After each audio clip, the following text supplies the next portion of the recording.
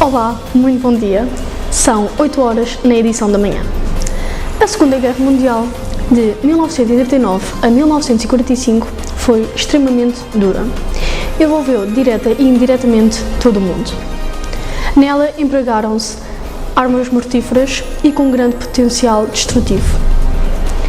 Perderam-se inúmeras vidas nas batalhas, nas cidades e nos campos de extermínio. E hoje a nossa enviada especial Andrea Lopes encontra-se em Bruxelas, no Parlamento Europeu, e fará uma entrevista à deputada Mariana Silvério. Passaremos então à transmissão em direto. Bom dia, senhores telespectadores. Hoje a deputada Mariana Silvério recordará a reafirmação da Europa após a Segunda Guerra Mundial. Senhora deputada, diga-nos como tudo se reergueu após este trágico acontecimento. Em primeiro lugar, muito bom dia a todos. De facto, a Segunda Guerra Mundial colocou em choque os países do eixo com os aliados. Os países do eixo procuraram o conflito com as suas medidas radicais, reunindo a Alemanha, a Itália e o Japão. No comando dos países aliados estavam os Estados Unidos, o Reino Unido e a União Soviética, além de outros países europeus, como é o caso da Polónia, da França ou da Bélgica, entre outros. A 7 de maio de 1945, em Berlim, o exército alemão rendeu-se às tropas russas, terminando assim a Segunda Guerra Mundial, causando mais de 60 milhões de mortos. Com 6 anos de guerra, os conflitos fizeram com que muitas regiões ficassem devastadas, prejudicando a economia dos países envolvidos. Após o término, a Europa precisou de se reerguer, tanto social como economicamente. A Europa Ocidental contou com a ajuda do Plano Marshall norte-americano, enquanto a Europa Oriental recuperou a aliança com a União Soviética.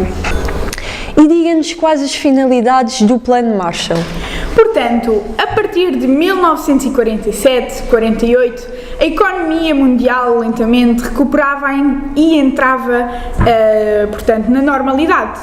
Foi neste contexto que os Estados Unidos decidiram criar o Plano Marshall, que visava a reconstrução e desenvolvimento da Europa, permitindo, por outro lado, aos Estados Unidos beneficiar do mesmo, de modo a fortalecerem a sua superioridade financeira, tecnológica e política. E diga-nos como surgiu a OSCE. Foi criada a Organização Europeia de Cooperação Económica, cujo seu objetivo principal era promover a cooperação entre os países membros e coordenar a distribuição dos fundos do Plano Marshall. Porém, também tinha outros objetivos complementares, como é o caso da criação de uniões aduaneiras e de zonas de comércio livre, entre outros. O que nos pode dizer acerca da evolução da UE, desde a SECA até à atualidade? Portanto, foi um processo bastante longo. Foi fundada em 1951 pela França, Alemanha, Itália, Bélgica, Holanda e Luxemburgo. A SECA, que estabelecia a livre circulação de carvão, ferro e aço entre os países membros e defendia políticas para a instalação de indústrias siderúrgicas, sendo que surgiu como uma consequência da Segunda Guerra Mundial, em que os recursos eram escassos e houve um colapso económico na Europa.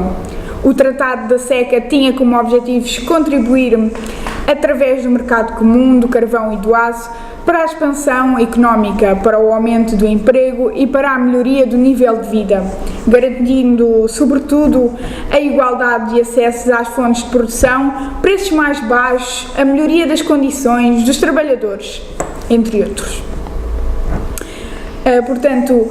Mais tarde, em 1957, foram assinados os Tratados de Roma, que instituíram a Comunidade Económica Europeia, a CE, e a Euratom, Comunidade Europeia de Energia Atómica, que tinham como objetivo construir uma paz, um ambiente de paz duradouro.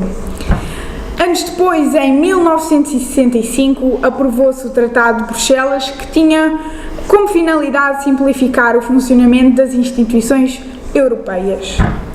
Em 1986, estabeleceu-se o Ato Único Europeu, que tinha como objetivo proceder à reforma das instituições para preparar a adesão de Portugal e Espanha e, portanto, simplificar a tomada de decisões na perspectiva do mercado único. Diga-nos quais foram as principais etapas e objetivos da construção da União Europeia. É uma pergunta bastante curiosa. O Tratado da União Europeia, assinado em 1992 em Maastricht, traduziu a vontade de transformar uma comunidade essencialmente económica numa união em que a componente política fosse, portanto, mais acentuada, assim como a financeira. Mais tarde assinou-se o Tratado de Amsterdão, no ano de 1997, que tinha como finalidade proceder à reforma das instituições para preparar a adesão de mais países à União Europeia. O que lhe posso dizer mais? No ano de 2001, estabeleceu-se o Tratado de Nice, que procedeu à reforma das instituições, por forma a que a União Europeia pudesse continuar a funcionar eficazmente, portanto, após o seu alargamento a 25 países. Por fim, em 2007 foi aprovado o Tratado de Lisboa, um dos mais importantes ao longo da história da União Europeia, cuja finalidade era tornar a União mais democrática e eficaz e, portanto, mais apta a fazer face a problemas mundiais como as alterações climáticas, por exemplo, permitindo falar a uma só voz, reforçando os poderes do Parlamento Europeu. Além disso, este tratado juntou os países com menos população, de forma a estes terem mais poder no Parlamento e haver, assim, uma maior justiça e igualdade. No que toca em relação aos alargamentos, de forma a garantir a estabilidade e a união, qualquer país que pretenda, portanto, aderir à União deve respeitar os critérios de adesão, designados por critérios de Copenhague. Estes estabelecem um conjunto de condições democráticas, económicas e políticas a cumprir pelos países que desejam aderir à UE.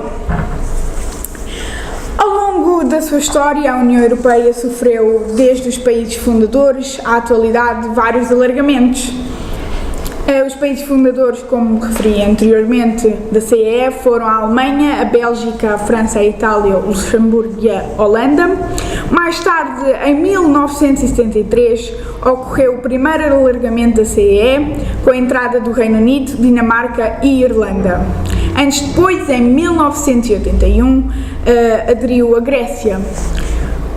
Mais tarde, em 86, deu-se o terceiro alargamento com a entrada de Portugal e Espanha. Em 1992, com o Tratado de Maastricht, a CEE passou a denominar-se UE e ocorreu, portanto, o quarto alargamento da UE com a adesão da Áustria, Suécia e da Finlândia. Com o alargamento a leste, no período de 2004 a 2007, um alargamento, portanto, bastante numeroso, com a entrada de muitos países, entraram 10 novos Estados-membros, como a Polónia, a Eslováquia, a Letónia, entre outros.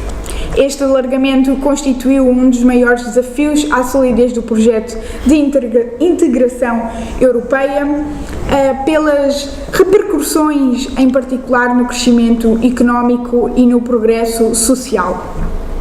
Em 2013, a Croácia torna-se no 28º Estado-membro da UE e, portanto, os sucessivos alargamentos e o aprofundamento do processo o aprovamento do processo de integração permitiram à Europa reafirmar-se como centro de poder e de decisão portanto, readquirindo o papel que tinha ocupado no passado, antes da Segunda Guerra Mundial. Diga-nos quais as principais instituições da União Europeia. Portanto, temos o Parlamento Europeu, onde nos encontramos hoje, com responsabilidades legislativas, orçamentais e de supervisão. Temos ainda a Comissão Europeia, o Conselho da União Europeia, o Tribunal de Justiça Europeu, o Banco Central Europeu, cuja principal função é a condução da política económica e monetária da UE, entre outras instituições. Como sabemos, a UE tem um poder acentuado a nível mundial. Fale-nos um bocadinho sobre a sua força e sobre os seus domínios de intervenção. Portanto, no contexto internacional, a União Europeia tem bastante poder face às restantes potências mundiais, sendo o maior exportador mundial de bens e serviços. Para além de dominar o comércio mundial, a UE detém uma posição de destaque no movimento de capitais e no que respeita à investigação e desenvolvimento. Portanto, no âmbito empresarial, a UE mostra também um grande dinamismo e competitividade. Por outro lado, a União Europeia tem-se revelado como o principal parceiro mundial na cooperação com os países em desenvolvimento. Mais de metade da ajuda, portanto, ao desenvolvimento vem da União Europeia e dos seus países membros. Neste sentido, está empenhada em ajudar as vítimas de catástrofes naturais e causadas pelo homem em todo o mundo, prestando apoio a mais de 120 milhões de pessoas por ano. No seu conjunto, a União Europeia e os países que a compõem são o principal doador de ajuda humanitária.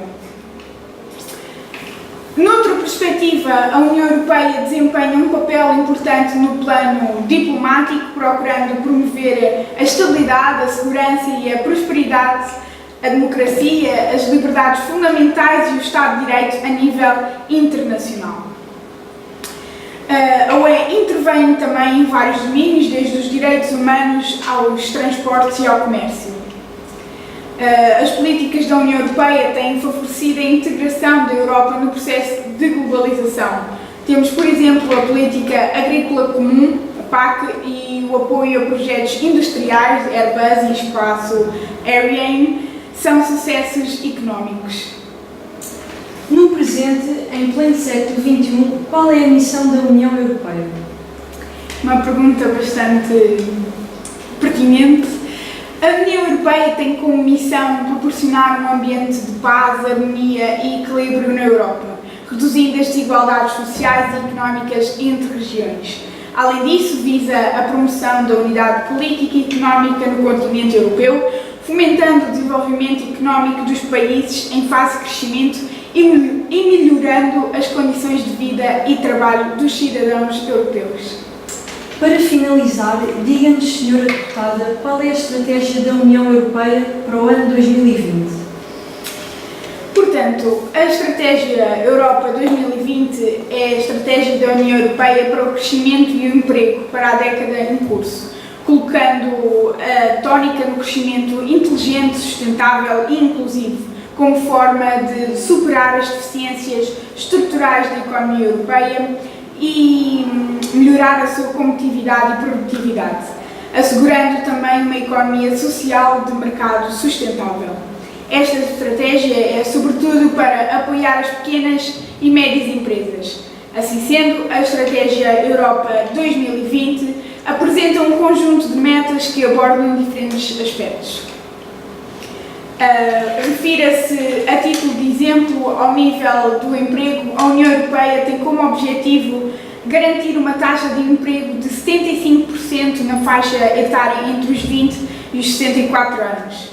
Ao nível da investigação e desenvolvimento, investir 3% do seu PIB neste ramo. E tendo em conta as alterações climáticas e energia, reduzir em 20% as emissões de gases com efeito estufa, entre muitas outras. Muito obrigada pelas suas declarações, Sra. Deputada Mariana Silveira. Obrigada, eu.